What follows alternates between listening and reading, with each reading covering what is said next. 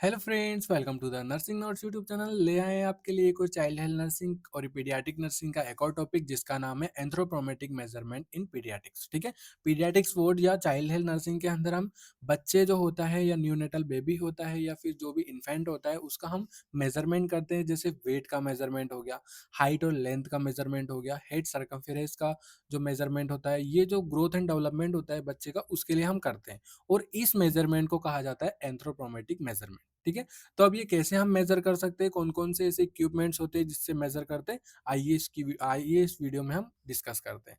तो अगर आप हमारे चैनल पे नए हो तो चैनल को सब्सक्राइब करके बेल आइकन को जरूर दबाएं ताकि ऐसी ही वीडियो आपको आगे भी मिलती रहे, और इस वीडियो को लाइक करना ना भूलें। इस वीडियो को लाइक जरूर करें क्योंकि अगर आप लाइक करोगे तो हमें पता चलेगा कि कितने लोग इस वीडियो को पसंद कर रहे हैं। अब इंट्रोडक्शन से हम स्टार्ट करेंगे।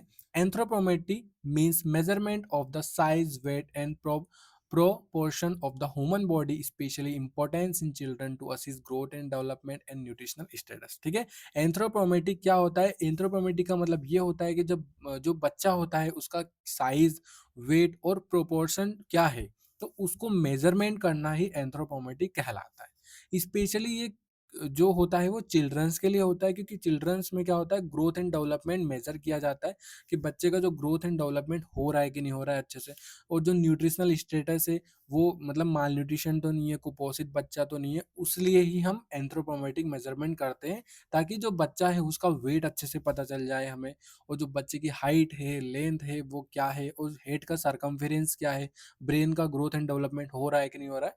तो ये सारी चीज़ों को मेज़र करने के लिए एंथ्रोपोमेट्रिक मेज़रमेंट बनाया गया है, या एंथ्रोपोमेट्रिक मेज़रमेंट से ही हम इस सारी चीज़ों को चेक कर सकते हैं। तो चलिए पर्पस की बात करते हैं, क्या पर्पस होता है एंथ्रोपोमेट्रिक मेज़रमेंट करने का। तो पहला जो पर्पस है, इससे हम ग्रोथ एंड डेवलपमेंट को असीज कर सकते हैं, मतलब ग्रोथ एंड डेवलपमेंट बच्चे का हो रहा है कि नहीं हो रहा है, अच्छे से बच्चा ग्रोथ कर पा रहा है कि नहीं कर पा रहा है, अपने ब्रेन का फिजिकल जो ग्रोथ होने का है वो। साथ ही साथ डिटेक्ट करते हैं हम माल न्यूट्रिशन, बच्चा कुपोषित तो नहीं है, अंडरवेट तो नहीं है, या वास्टिंग तो नहीं हो रही बच्चे को। ये सारी चीजें हम इससे चेक कर सकते हैं, डिटेक्ट कर सकते हैं। थर्ड आता है आइडेंटिफाई डेवलपमेंट एबनॉर्मलिटीज। ठीक है, बच्चे का डेवलपमेंट तो हो रहा है लेकिन कोई एबनॉर्मलिटीज तो नहीं है बच्चे के अंदर, वो भी हम इस चीज से आइडेंटिफाई कर सकते हैं। Monitor effectiveness of treatment. Treatment जो हम दे रहे हैं बच्चे को, लाइक जैसे वो अंडरवेट है बच्चा, तो उसको हम जो ट्रीटमेंट दे रहे हैं या सप्लीमेंट्स दे रहे हैं, तो वो इफेक्टिव है या नहीं है बच्चे के लिए, या वो बच्चा खा रहा है लेकिन कोई इफेक्ट ही नहीं दिख रहा है, कोई उसके अंदर कोई सुधार ही नहीं दिख रहा है, वैसा का वैसा ही बच्चा, तो वो भी हम मॉनिटर करते हैं इसके अंदर। लास्ट में सेकंड लास्ट आता है compare children's growth with standard growth chart. ठीक है, बच्चे का जो ग्रोथ हो रहा है, चाइल्ड का जो ग्रोथ हो रहा है, उसको हम कंपेयर करते हैं स्टैंडर्ड ग्रोथ चार्ट से, जो डब्ल्यू और ए आई पी आईएपी ने जो लॉन्च किया है, डब्ल्यूएचओ वर्ल्ड हेल्थ ऑर्गेनाइजेशन ने जो ग्रोथ चार्ट, बच्चे का स्टैंडर्ड ग्रोथ चार्ट जो लॉन्च किया है, उसके अकॉर्डिंग हम कंपेयर करते हैं बच्चे का ग्रोथ हो रहा है कि नहीं हो रहा है। तो ये सारी चीजें एंथ्रोपोमेट्रिक मेजरमेंट के अंदर जो पर्पस होता है उसमें यूज होती है। Yearly diagnosis of paediatric disorder. ठीक है, और जो पीडियाट्रिक डिसऑर्डर अगर कोई सा भी बच्चे को होने का है या बच्चे को हो रहा है कोई डिसऑर्डर, तो वो भी हम डायग्नोस कर सकते हैं एंथ्रोपोमेट्रिक मेजरमेंट के द्वारा। अब हम कुछ कॉमन जो बेसिक एंथ्रोपोमेट्रिक मेजरमेंट होते हैं उसके बारे में बात करते हैं। सबसे पहला हमारा वेट है। ठीक है, तो वेट क्यों जरूरी है बच्चे का चेक करना? Most important indicators of growth. क्योंकि जो वेट होता है बच्चे का, जो वजन होता है, वो मोस्ट इंपॉर्टेंट इंडिकेटर्स होते हैं बच्चे के ग्रोथ का, कि बच्चा ग्रोथ कर रहा है कि नहीं कर रहा है। बच्चे का फिजिकली और जो इंटरनली ग्रोथ होने का है, मसल्स ग्रोथ होने की है, वो हो पा रही है या नहीं हो पा रही है। First parameter affected during illness और माल न्यूट्रिशन। ठीक है, जो फर्स्ट पैरामीटर्स होते हैं बच्चे का, वो अफेक्ट हो जाता है किसी भी इलनेस और माल न्यूट्रिशन के कारण। माल न्यूट्रिशन मतलब जैसे कि बच्चा कुपोषित है, अब ये माल न्यूट्रिशन होता है, इसके भी टू सब टाइप्स होते हैं, जैसे कि क्वासियोरकर और मरासमस। ठीक है, तो जो मरासमस होता है उसके अंदर भी ग्रोथ और डेवलपमेंट नहीं हो पाता अच्छे से बच्चे का, और साथ ही साथ जो क्वासियोरकर है उसमें भी ग्रोथ एंड डेवलपमेंट नहीं हो पाता। तो जो वेट है उसको भी वो इसलिए जरूरी है ताकि बच्चे का ग्रोथ और जो डेवलपमेंट है या ग्रोथ होने का है जो फिजिकली, वो हो रहा है कि नहीं हो रहा है, तो इसलिए जरूरी है। How to measure? अब वेट को मेजर कैसे करते हैं? तो इन्फेंट के अंदर हम वेट करते हैं डिजिटल इन्फेंट स्केल से। जो डिजिटल इन्फेंट स्केल होता है, जो जिसको हम जैसे वजन नापने की भी मशीन बोल सकते हैं हिंदी में, naked in in light clothing. ठीक है। लाइट क्लोथिंग मतलब ये होता है कि हल्के कपड़े पहना के बच्चे को हम वेट लेते हैं, तो उसमें जो डिजिटल इन्फेंट स्केल होता है उसके अंदर में दिख जाता है कि बच्चे का क्या वजन है। ओल्डर चिल्ड्रन जैसे कि जो 4-5 साल के बच्चे हैं उनको स्टैंडिंग स्केल विथआउट शूज के स्टैंडिंग स्केल के अंदर हम उनको बिठा देते हैं ताकि उनका वजन पता चल जाए। तो ऐसे हम मेजर करते हैं बच्चे का वेट। नॉर्मल जो वेट होता है बच्चे का वो होता है जब बर्थ लेता है बच्चा, तो 2.5 से 3.5 केजी के बीच में होता है, या 2500 से 3500 ग्राम के लगभग बच्चे का होता है। और इसका जो डबल हो जाता है वो 5 मंथ में, इसका बच्चे का नॉर्मल ग्रोथ जो वेट होता है वो डबल होना चाहिए, तो ही वो नॉर्मल है। फिर 1 साल के अंदर में ट्रिपल हो जाएगा उसका, मतलब 3 गुना हो जाएगा वजन। 2 साल के अंदर में 4 गुना हो जाएगा, 4 गुना को क्वाड्रपलेट्स बोलते हैं, ठीक है। तो जैसे बच्चे का वेट है 3500 ग्राम, या हाँ 3 साढ़े 3 किलो, तो 5 मंथ के अंदर में उसका डबल हो जाएगा, जैसे 7 किलो हो गया, 7 किलोग्राम। 1 साल के अंदर में हो जाएगा उसका ट्रिपल, जैसे 3.5 और 3.5, 7 और 10 किलो 500 ग्राम, ऐसे हो जाता है, जैसे 10.5 KG.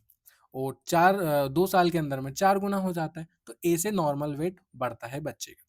Wait for age classification, age के अकॉर्डिंग वेट का क्लासिफिकेशन देखेंगे, तो नॉर्मल अगर है तो उसमें नॉर्मल में टिक कर देते हैं हम, जो मेजरमेंट ले रहे हैं उसमें। अगर बच्चा अंडर वेट है तो उस पर टिक करते हैं, और सीवियर अंडर वेट है तो उस पर क्लिक करते हैं। अंडर वेट का मतलब ये होता है बच्चा अगर बर्थ लिया है तो उसका 3.5 केजी वजन है, ठीक है। तो उसका 5 मंथ में अगर 4 किलो ही हुआ है तो उसको सीवियर अंडरवेट में रखा जाता है, और 4 नहीं तो 5 किलो हुआ है तो उसको अंडरवेट में रखा जाता है। तो ऐसे होता है वेट का मेजरमेंट, तो उसको एंथ्रोपोमेट्रिक मेजरमेंट कहा जाता है। अब सेकंड आता है हमारा हाइट और लेंथ। हाइट कैसे चेक करते हैं बच्चे की, और लेंथ कैसे चेक करते हैं। पहले हम डिफरेंस की बात करते हैं। तो जो लेंथ होता है वो मेजर्ड इन चिल्ड्रन, 2 साल से कम का जो बच्चा होता है उसके अंदर हम लेंथ मेजरमेंट करते हैं।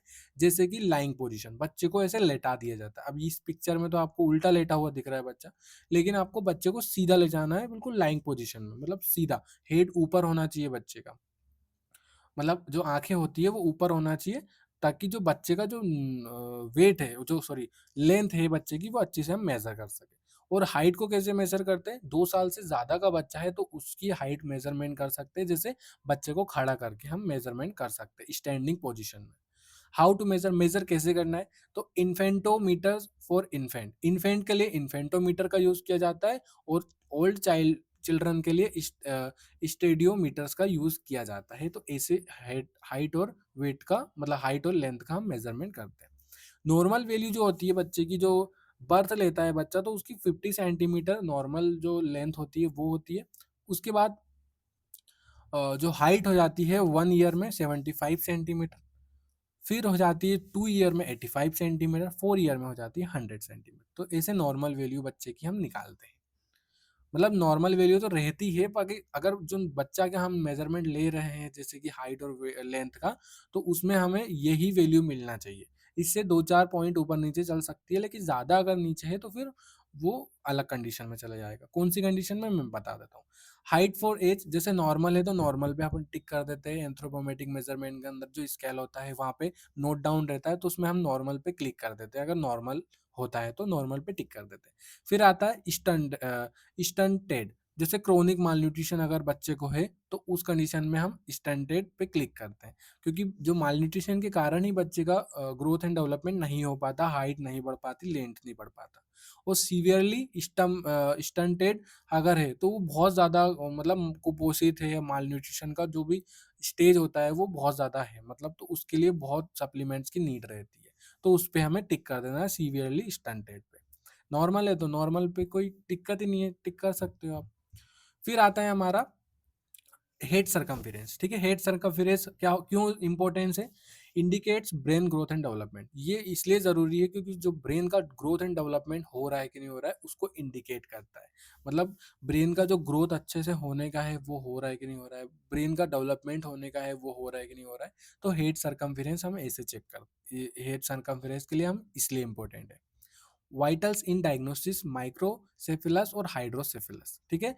ये इसलिए भी जरूरी है हेड सर्कमफेरेंस क्योंकि बच्चे में कभी कभी क्या माइक्रोसेफिलस वाली कंडीशन आ जाती है या हाइड्रोसेफिलस वाली कंडीशन आ जाती है। क्या होता है माइक्रोसेफिलस और हाइड्रोसेफिलस, चलिए अगले स्लाइड में हम देखते हैं। देखो, लार्ज और स्मॉल हेड सर्कमफेरेंस। तो माइक्रोसेफिलस सेफिलाई मतलब head is small then average.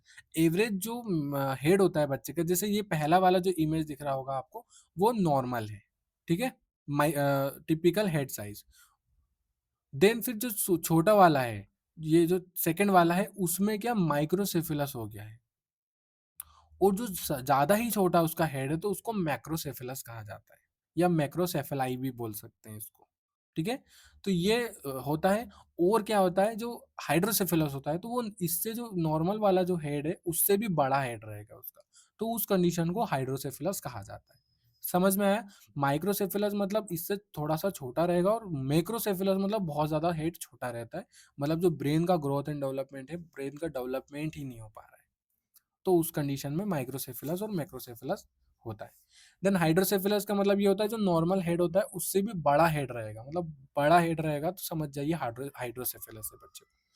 How to major, major कैसे करते हैं? तो नॉन स्ट्रेचेबल टेप ओवर, ठीक है, जो स्ट्रेच ना हो, जो टेप ले रहे हो हम उसको वो खींचे ना, ऐसा हमें टेप लेना है। फोर हेड में हमें जो हेड होता है, जैसे ये हमारा हेड है, तो हेड पे कैसे जैसे जो टेप लगा हुआ है इंच टेप, इसको हम ऐसे मेजर करते हैं, ठीक है। ऐसे हमें इसको हेड पे लगा लेते हैं, ये आगे से लेके पीछे तक, उधर से घुमा के लाते हैं, इधर से भी घुमा के लाते हैं, तो हमें मेजरमेंट दिख जाता है बच्चे का कि क्या है। और ऑक्सीपिटल प्रोमिनेंस, ऑक्सीपिटल प्रोमिनेंस से हम चेक कर सकते हैं। नॉर्मल वैल्यू जो होती है वो एट बर्थ 34 से 35 सेंटीमीटर होती है हेड की, 3 मंथ बाद 40 सेंटीमीटर हो जाती है, 1 ईयर के बाद 46 सेंटीमीटर, 3 साल बाद ग्रोथ स्लोली, फिर स्लो ग्रोथ होने लग जाता है बच्चे का हेड का, ठीक है। 1 साल तक बच्चे का जो हेड है वो बढ़ता जाएगा, फिर 3 साल में slow grow slowly slowly grow होने लगेगा बच्चे का। तो ऐसे लेते हैं हम हेड सर्कमफेरेंस, ठीक है, समझ में आया? नॉर्मल जो हेड का जो सर्कमफ्रेंस होता है वो ऐसा होता है। फिर अगर उसका माइक्रोसेफिलस है, माइक्रोसेफिलाई है, तो उस कंडीशन में हेड थोड़ा छोटा रहेगा। और मैक्रोसेफिलाई है तो उसमें बहुत ज्यादा छोटा रहता है।